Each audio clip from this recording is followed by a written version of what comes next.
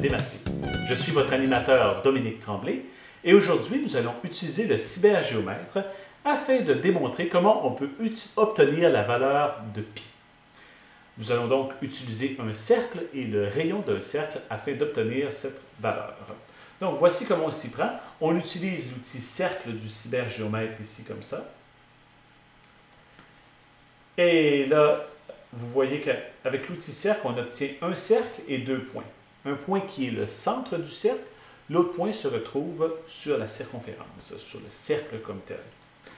On doit maintenant tracer un diamètre, mais le diamètre est un petit peu difficile à tracer, donc je vais y aller avec un rayon à la place.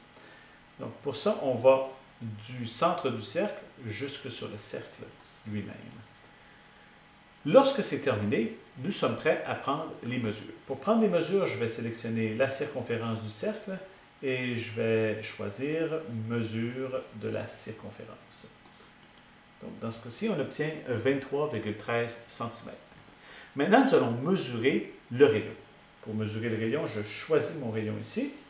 Mesure du... Et ici, il n'y a pas vraiment mesure du rayon, donc on va choisir mesure de la longueur du segment, mais on sait tout de même que ça correspond à notre rayon. Et pour maintenant démontrer la valeur de π, nous allons aller dans la calculatrice, donc mesure calcul. Je vais choisir la circonférence et je vais diviser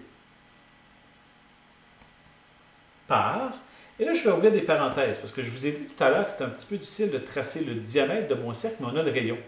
On sait qu'à partir du rayon, on peut obtenir le diamètre. 2 fois le rayon me donne le diamètre. Donc, je vais entrer 2 multiplié par le rayon. On ferme la parenthèse. Et lorsque je fais Enter, vous voyez qu'on obtient ici 3,14. Si vous voulez avoir plus de nombres décimaux après votre virgule, eh bien, c'est très, très simple. Tout ce qu'il suffit de faire, c'est, avant de prendre vos mesures, d'aller dans les préférences et de choisir une plus grande précision au niveau des mesures. Ici, nous obtenons 3,14. Et pour prouver maintenant que peu importe le cercle, je vais utiliser ma flèche, déplacer le point B, agrandir et rapetisser le cercle.